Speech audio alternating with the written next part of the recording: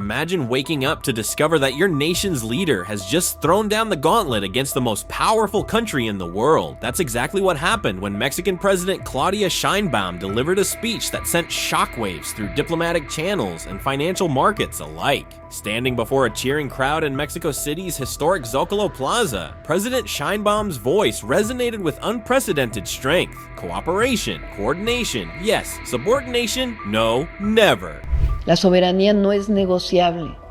Coordinación sí, subordinación no. The crowd erupted in thunderous applause as she continued. Mexico is a free, independent, and sovereign country. We are a great country, a cultural example to the world. This wasn't just another diplomatic statement, it was a direct challenge to Donald Trump's threatened tariffs against Mexican goods, a 25% tax that could devastate the integrated North American economy. But rather than cowering, Sheinbaum chose outright defiance. The world respects Mexico, she declared, her voice growing stronger.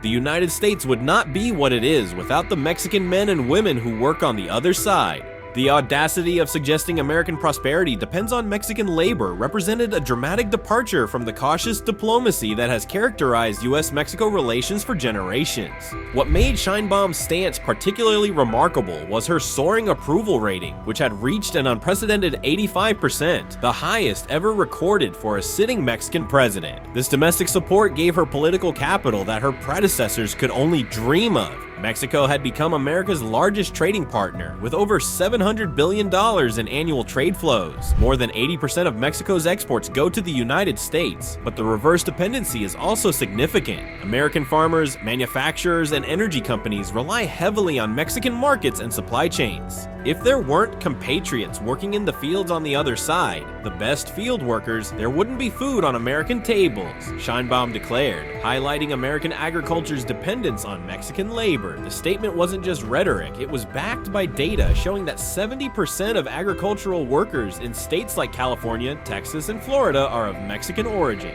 As her speech concluded, Sheinbaum dropped the diplomatic bombshell that would dominate headlines worldwide. President Sheinbaum is ready. She has plans B, C, and D lined up to retaliate against the United States if and when Donald Trump imposes the tariffs against Mexico and Canada. This wasn't an idle threat. Behind the public defiance lay months of meticulous preparation. While publicly maintaining a conciliatory tone, Sheinbaum's administration had been quietly developing a comprehensive economic counterstrike that would target America's most vulnerable industries with surgical precision: the North American alliance. As President Sheinbaum's defiant speech reverberated across North America, an extraordinary development was taking shape. Mexico and Canada, traditionally competitors for US market access, were forging an unprecedented alliance against their common neighbor. Canadian Prime Minister Justin Trudeau, speaking from Ottawa just hours after Sheinbaum's address, made Canada's position unmistakably clear. If on Tuesday there are unjustified tariffs brought in on Canada, we will have an immediate and extremely strong response as Canadians expect. The coordination between the two nations was the result of intensive behind-the-scenes diplomacy. The Canadian stance was equally defiant, with provincial leaders joining the federal government in a united front. Doug Ford, Premier of Ontario, issued perhaps the most shocking threat: if they want to try to annihilate Ontario, I will do everything, including cut off their energy, with a smile on my face, and I'm encouraging every other province to do the same. This was no empty threat. Canada supplies approximately 60% of the electricity used in the northeastern United States. A coordinated energy export restriction could plunge major American cities into rolling blackouts within hours. Chrystia Freeland, candidate for leadership of Canada's Liberal Party, outlined a strategic approach that mirrored Mexico's. Our retaliation is going to be surgically targeted to create the maximum pressure on the White House to stop what the Wall Street Journal has described quite rightly as the dumbest trade war in history. Her proposed measure captured headlines across North America. An example of a measure that I will put in place as Prime Minister is 100% tariffs on Teslas. I think that should get some attention in the White House. The threat was clearly aimed at Elon Musk, a key Trump ally. What made this North American alliance particularly potent was the complementary nature of Mexican and Canadian leverage. Canada controlled critical energy supplies and raw materials, while Mexico's influence centered on agricultural products, manufacturing components, and labor. Together, they could apply pressure across virtually the entire American economy. Financial markets reacted immediately. The Dow Jones Industrial Average plunged over 600 points as investors processed the implications of a coordinated Mexico-Canada economic response. Currency markets saw the Mexican peso and Canadian dollar strengthen against the US dollar as traders recognized the surprising leverage both nations wielded. "We're in uncharted territory," explained Harvard economist Jennifer Sullivan. "The assumption has always been that in any trade dispute, America's size gives it insurmountable advantage. What we're seeing now challenges that assumption. When two nations controlling your borders coordinate economic policy against you, the dynamics shift dramatically." Mexican and Canadian officials were meeting daily in a secure location in Chicago, neutral ground where experts could coordinate without drawing attention. Their mission: develop synchronized countermeasures that would maximize impact while minimizing self-harm. Trump's ultimatum. While Mexico and Canada were building their alliance, Donald Trump doubled down on his tariff threats. At a hastily arranged press conference from his Mar-a-Lago estate, Trump leveled accusations that would further inflame tensions and send markets into deeper turmoil. "Mexico and Canada have been taking advantage of the United States for decades," Trump declared, standing before a row of American flags. "They're sending their drugs, they're sending crime, they're sending illegal immigrants, and they're taking our jobs. Not anymore. Starting Tuesday, we're imposing 25% tariffs on everything they send us, and we're not backing down." Stock markets accelerated their losses during Trump's remarks. In a remarkable development, traders reported that each escalating statement triggered visible drops in real-time market data. By the time Trump concluded his 40-minute press conference, major indices had lost nearly 3% of their value. Trump's economic advisors presented a united front supporting the tariff policy. Secretary of Agriculture Brooke Rowland offered perhaps the most puzzling response to concerns about rising food prices, suggesting Americans should get chickens in their backyards to offset increasing egg costs. The remark was immediately seized upon by critics as evidence of the administration's disconnect from everyday economic realities. What many observers found most concerning wasn't just the tariffs themselves, but the justification behind them. Trump invoked the International Emergency Economic Powers Act, a law designed for national security emergencies, to impose the tariffs, effectively declaring that trade with Mexico and Canada constituted a national security threat.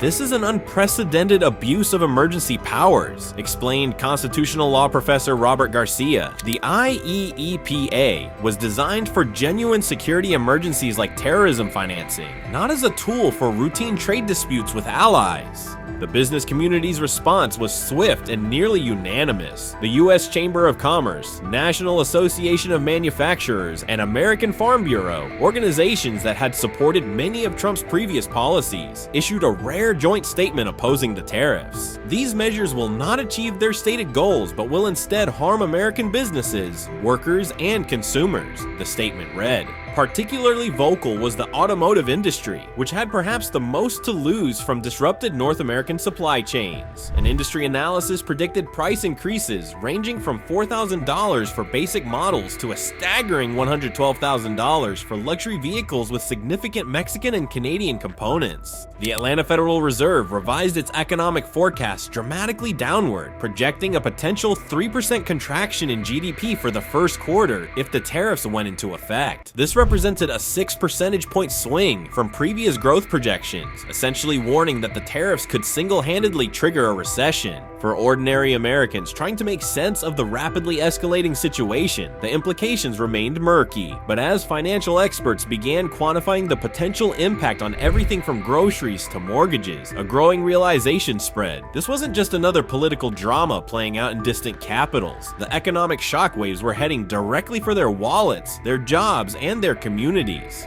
Consumer impact. This scene was playing out in supermarkets across America as the initial impact of the tariffs hit consumer goods first and hardest. Mexico supplies over half of America's imported produce, and the 25% tariff had been passed directly to shoppers, creating sticker shock in grocery aisles nationwide. Food wasn't the only necessity seeing dramatic price increases. Home appliances, furniture, electronics, and clothing all saw similar surges, but nothing matched the automotive sector for sheer price shock. A Ford F-150 pickup, America's best-selling vehicle for decades, now carried a price tag $11,000 higher than the previous week. "I've been saving for 2 years for a down payment," explained James Wilson, a construction worker in Atlanta. "Now I'm priced out completely. That same down payment barely covers the tariff increase, let alone the actual vehicle." Across the country, auto sales plummeted 70% in the first week after the tariff implementation. For luxury and electric vehicles, the situation was even more extreme. A report from the Daily Beast claims some high-end models would see price increases exceeding $100,000. Tesla announced it would halt deliveries of all vehicles while it re-evaluated pricing strategy, sending its stock price plunging 30% in a single trading session. Consumer anxiety quickly manifested in behavioral changes. Panic buying erupted in border states as shoppers hoarded Mexican food products. Social media amplified the frenzy with viral videos of empty produce sections and shoppers arguing over the last bags of tortilla chips or bottles of Mexican hot sauce. Energy costs added another layer of financial strain. With Canada supplying approximately 40% of US oil imports, gasoline prices jumped nearly $1 per gallon in many states, with the American Automobile Association estimating an additional $2,000 annually in fuel costs for the average family. We're entering a consumer-driven recession, warned former Federal Reserve economist Jonathan Miller. When consumers pull back this dramatically across multiple sectors, the ripple effects quickly become a tsunami for the broader economy. Corporate America in crisis. The emergency board meeting at Ford Motor Company's Dearborn headquarters had been underway for 6 hours when CEO Jim Farley emerged to face waiting reporters. His announcement sent shockwaves through an already reeling automotive industry. Ford would temporarily close 5 North American assembly plants, furloughing nearly 30,000 workers. The current tariff situation has made our integrated North American production model economically unviable, Farley explained. Similar announcements quickly followed from General Motors, Toyota, Honda, and other major automakers with North American operations. The automotive shutdowns represented just the most visible corporate response to the tariff crisis. Behind the scenes, companies across virtually every sector were engaged in frantic recalculation of business models built around tariff-free movement of goods across North American borders. Wall Street analysts issued a wave of downgrades across multiple sectors. JP Morgan released a comprehensive report identifying 117 major public companies facing existential risk under sustained tariff conditions. The list included household names from Whirlpool to Walmart, Apple to General Mills. The technology sector, initially perceived as less vulnerable to tariff disruptions, discovered unexpected dependencies. Apple CEO Tim Cook revealed in an investor call that the company's supply chain included over 60 Mexican facilities producing components for iPhones and other devices. These aren't components we can simply source elsewhere overnight, Cook explained. Even agricultural giants face serious disruptions. Mexico had been the largest export market for American corn, with exports exceeding $2 billion annually. With Mexican retaliatory tariffs targeting U.S. agricultural products, these exports had essentially stopped overnight. We're facing a potential crisis in the Corn Belt, explained Bayer's North American president. Farmers have crops in the ground that may have no viable market by harvest time.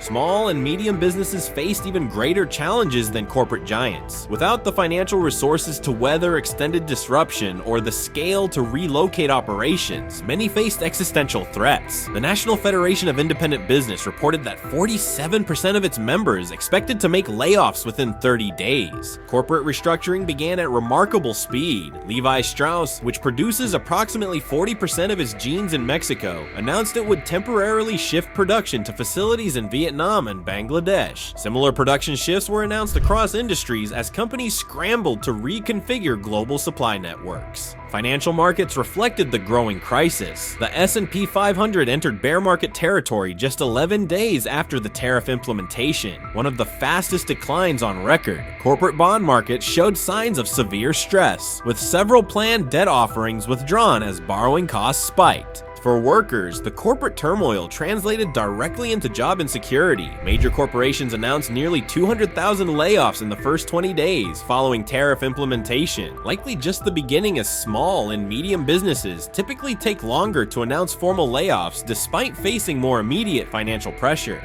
The border economies. Mario Hernandez's auto parts shop in Laredo, Texas had been bustling for 27 years, supplying components to businesses on both sides of the US-Mexico border. Now, just just 3 weeks into the tariff war, his parking lot stood empty, and he was drafting termination notices for 9 of his 11 employees. For businesses like mine, there is no border, or there wasn't until now, Hernandez explained, gesturing toward the international bridge visible from his office window. I'd send parts to Nuevo Laredo 3 times a day. They'd send finished products back. Now everything sits still and we're all suffering.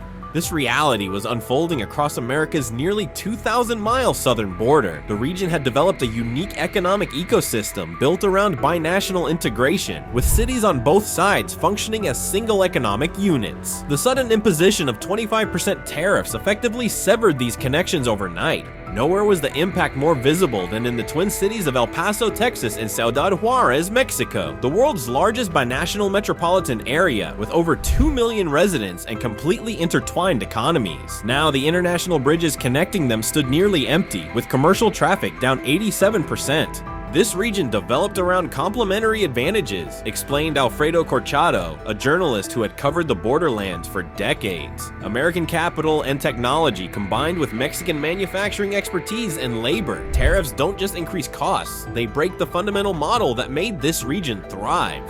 Border retail suffered immediate devastation. For decades, Mexican shoppers had crossed the border to purchase American goods, accounting for an estimated 65% of retail sales in some border cities. With the peso weakening and cross-border tensions rising, this traffic virtually disappeared. The McAllen, Texas Mall, once the highest grossing per square foot in America due to Mexican shoppers, reported foot traffic down 78%. Tourism, another major economic driver in border regions, collapsed equally dramatically. Popular destinations like South Padre Island, Texas reported hotel occupancy rates falling from 90% to 35% as Mexican tourists canceled vacations. Mexican border communities experienced mirror image devastation. Ciudad Juarez, where over 300 American companies operated manufacturing facilities employing nearly 250,000 workers, saw dozens of factory suspensions in the first month. These maquiladoras, designed around tariff-free export to the US, had no viable business model under 25% export tariffs. Agricultural regions along the border faced unique challenges. The Rio Grande Valley of Texas, America's winter garden that produces much of the nation's winter vegetables, depends heavily on trade with Mexico for both labor and markets. With cross-border agricultural trade virtually halted, fields were left unharvested as farmers calculated that picking costs would exceed potential revenue under tariff conditions. Banking systems in border regions showed signs of severe stress as cross-border commerce collapsed. Several regional banks with high exposure to border businesses announced increased loan loss provisions, anticipating a wave of defaults. Housing markets in border cities entered freefall as economic uncertainty triggered both reduced demand and increased supply from distressed sellers. The human cost was perhaps most poignant among binational families, with members on both sides of the border. My husband works in El Paso, I work in Juarez, and we've built our life around being able to cross easily, explained Sofia Ramirez, a Mexican citizen married to an American. Now he's looking for a new job in the US because the border crossing has become too unpredictable, and I'm doing the same in Mexico. After 12 years together, we may have to live apart because of politics we have no control over.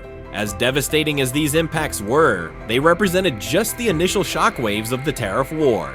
Behind the scenes, Mexican and Canadian officials were finalizing their coordinated retaliation, countermeasures designed to create maximum pressure on the US administration while protecting their own economic interests. Mexico's strategic response. When President Sheinbaum entered the specially convened cabinet meeting in Mexico City, the room fell silent. For weeks, her economic team had been preparing their response to Trump's tariffs. Now, with the measures officially in place, it was time to unveil Plan B, a carefully calibrated economic counterattack designed to maximize pressure on the United States while minimizing damage to Mexico's own economy.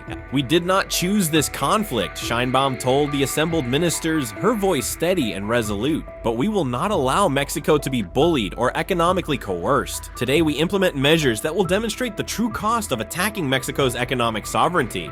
Within hours, the Mexican government published a comprehensive list of retaliatory tariffs targeting over 200 American products. Unlike previous trade disputes where countries often selected symbolic products, Mexico's approach was ruthlessly strategic, focusing on agricultural exports from states that formed Trump's political base. Every product on this list comes primarily from Republican-controlled states, explained Mexican Economy Minister Marcelo Ebrard. Every tariff is designed to create maximum political pressure where it matters most. The list included corn from Iowa, beef from Nebraska, dairy from Wisconsin, and cotton from Texas, all states critical to Trump's electoral coalition. The agricultural tariffs were just the beginning. In a move that shocked energy markets, Mexico announced it would redirect its oil exports away from U.S. refineries. As America's second largest oil supplier, Mexico's decision sent crude prices surging 15% in a single trading session. Gulf Coast refineries, which had optimized their operations for Mexican crude grades, faced potential shutdowns without alternative suppliers. Mexico has been diversifying its energy partnerships for years, explained energy analyst Carlos Fuentes. They can sell to Asian and European buyers at comparable prices. American refineries, however, can't easily replace Mexican imports. The infrastructure is designed specifically for those oil grades. The Mexican national oil company Pemex confirmed it had already secured contracts with Chinese and European buyers for oil previously destined for U.S. markets. Perhaps most significantly, Sheinbaum announced new restrictions on cross-border labor movement, directly targeting American agriculture's dependence on Mexican workers. Under the new regulations, Mexico would require special permits for citizens working in U.S. agricultural operations, effectively creating a de facto labor embargo. If the United States believes it can function without Mexican products, perhaps it should also experience life without Mexican labor, Sheinbaum stated in a nationwide address. The timing couldn't have been worse for American farmers, with harvest season approaching in many regions. Agricultural economists estimated the labor restrictions alone could reduce U.S. crop yields by 20 to 30%. Mexico's strategy extended beyond traditional trade measures. In a groundbreaking initiative, the government launched Operation Diaspora, a campaign mobilizing the nearly 40 million Mexican Americans in the United States to exercise their economic and political power against the tariffs.